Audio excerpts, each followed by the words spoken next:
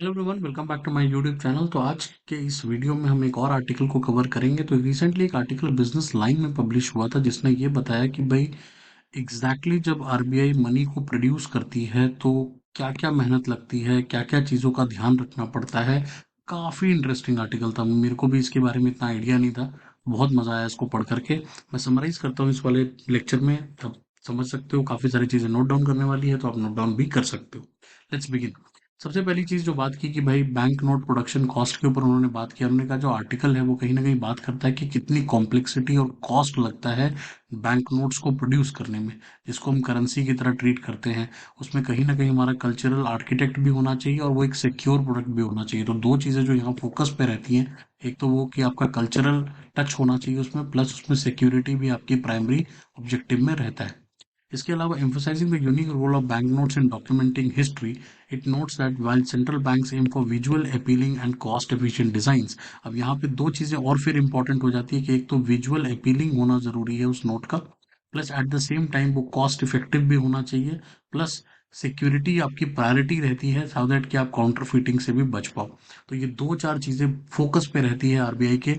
जब भी वो नोट प्रोडक्शन या कोई नया नोट लाने वाले होते हैं तो ये सारी चीजों का बहुत ज्यादा ध्यान रखा जाता है। इसके की कंपोनेंट प्रोडक्शन की अगर हम बात करें तो बैंक नोट में सबसे मल्टीपल एलिमेंट्स होते हैं।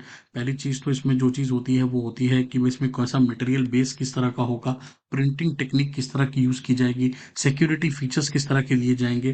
Plus central bank must balance between the aesthetics and the budget. तो आपको कहीं ना कहीं एस्थेटिक्स पे भी कॉम्प्रोमाइज नहीं करना है, एट द सेम टाइम आपको कॉस्ट एफिशिएंट या बजटिंग पे भी खास ध्यान रखना है। प्लस आपको ध्यान इस चीज़ पे रखना है कि इसकी सिक्योरिटी सबसे प्राइमरी जो ऑब्जेक्टिव है वो आपका ये सिक्योर होना चाहिए, जबकि आपकी कॉस्ट भी बहुत ज़्यादा नहीं बढ़नी चाहिए। ठीक है, आगे बढ़ते हैं। ये आगे क्या बात करता है, ये कहता है कि भाई सिक्योरिटी फीचर्स किस तरह के बनाए जाते हैं इसमें। तो सबसे पहले ट्रेडिशनली तो वाटर मार्क्स का बहुत इस्तेमाल हुआ है, फिर सीरियल नंबर्स का बहुत आज भी इस्तेमाल होता है, राइट। मॉडर्न फीचर्स भी जैसे बार कोड का इस्तेमाल होना, होलोग्राम का इस्तेमाल होना, कलर शिफ्टिंग इंक्स का इस्तेमाल होना, माइक्रो प्रिंट्स का इस्तेमाल होना, ये सब कुछ आज के डेट में यूज़ किया जाता है। कुछ टेक्निक्स ट्रेडिशनल हैं, कुछ टेक्निक मॉडर्न है, बट सबका मिक्स यहाँ पे इस्तेमाल होता है। The article also explains that how high denomination notes have include more sophisticated security feature. Article ये भी बताता है कि जो हाई डिनोमिनेशन के नोट्स होते हैं जैसे 500 के या इससे पहले 2000 के थे, उनमें कहीं ना कहीं थोड़ा ज़्यादा सिक्योरिटी फीचर्स डाले जाते हैं, क्योंकि वो कहीं ना कहीं ज़्यादा अट्रैक्टिव है काउंटरफीटर्स के लिए। तो जो लोग भी फेक करेंसी बनाना चाहते हैं वो हमेशा बड़े डिनोमिनेशन के नोट को टारगेट करते हैं, तो इसलिए उसमें सिक्योरिटी फीचर्स थोड़े से ज़्यादा डाले जाते हैं। रोल ऑफ वाटर मार्कर और पॉलीमर क्लियर विंडोज की अगर हम बात करें तो वाटर मार्क्स जो कि ट्रेडिशनली काउंटरफीटिंग को रोकने का एक, आज से नहीं 1697 के टाइम से चल रहा है, बल्कि इसमें पेपर थिकनेस का भी बहुत रोल रहता है कि पेपर का थिकनेस किस तरह का होगा, उसकी डेंसिटी किस तरह की होगी, वो भी बहुत मैटर करती है। प्लस जो सिर्फ on polymer notes clear Windows, आजकल आप देखोगे जो नोट आते हैं उसमें क्लियर विंडो भी बनाई जाती है जिसका एक सिमिलर पर्पस है, वह काफी हद तक जिसमें ट्रांसपेरेंसी रहे, प्लस वो इनिमिटेबल है, इतना आसान नहीं उसको कॉपी करना। तो किसी भी तरह का अगर फ्रॉजरी का अटेम्प्ट होगा तो वो कहीं ना कहीं वहां से पता चल जाएगा।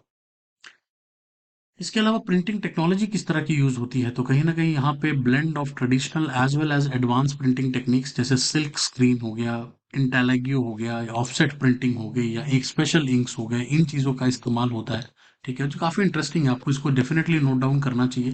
कभी भी इसके ऊपर कुछ भी आपको एसए में आएगा तो आप लिख सकते हो, ईएसआई में कोई क्वेश्चन आएगा, कोई आरबीआई के करेंसी से रिलेटेड क्वेश्चन आएगा, इन सभी चीज़ों का वहाँ इस्तेमाल किया जा सकता है।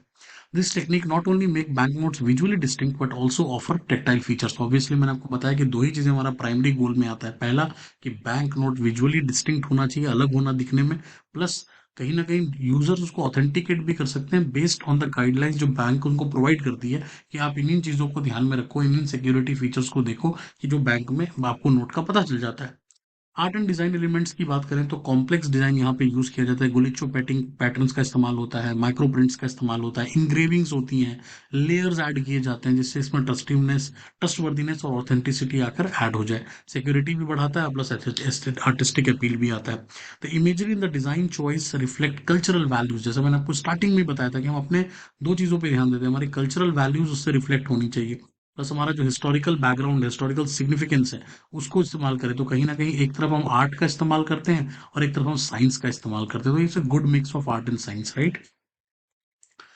ओवरऑल सीरियल नंबर्स का क्या रोल है इसमें, तो ईच बैंक नोट के पास एक सीरियल नंबर होता है जो उसको डुप्लीकेशन होने से बचाता है। आज के डेट में ये काफ़ी कॉम्प्लेक्स अल्फा न्यूमेरिक कोड्स का इस्तेमाल किया जाता है, जिसमें कि ईयर, प्रिंटिंग लोकेशन, ईयर, हर नंबर जो होता है वो किसी पर्टिकुलर चीज़ का कोड बता रहा होता है कि ये प्रिंटिंग लोकेशन क्या है इसका, इसके कहाँ पर नोट प्रिंट हुआ, इस ताकि उसका डुप्लीकेशन करना और भी ज़्यादा मुश्किल हो जाए। कॉस्ट बेनिफिट एनालिसिस की अगर हम बात करें तो आर्टिकल हाईलाइट करता है कि production cost dictate the range. At the end of the day production cost को कंट्रोल करना ही यहाँ पे सबसे बड़ा गेम है। कॉम्प्लेक्सिटी भी कम नहीं होनी चाहिए, सिक्योरिटी भी बनी रहनी चाहिए, but at the same time आपको कॉस्ट को भी कंट्रोल करके चलना है। Central bank must evaluate the cost effective of each feature. आपको हर फीचर बनाना है वो भी कॉस्ट इफेक्टिव तरीके से।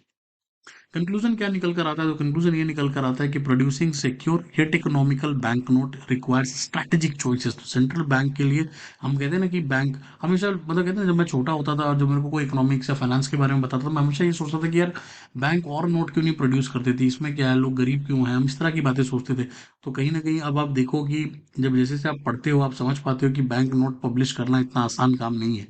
Right, it's a very strategic choice, बहुत ध्यान से आपको करना पड़ता है। प्लस में केयरफुल, मतलब बहुत केयरफुल होना पड़ता है, क्योंकि आपको अपने आर्ट को भी बैलेंस करना है, सिक्योरिटी का भी ध्यान रखना है और बजट का भी ध्यान रखना है। तो आई होप कि आपको ये पूरा आर्टिकल समझ में आ गया हो। Thank you so much for watching this one. अगर आप मेरी सीरीज को पसंद कर रहे हैं तो do like and share. Kindly subscribe करना भाई, बहुत कम लोग सब्सक्राइब करते हैं चैनल को।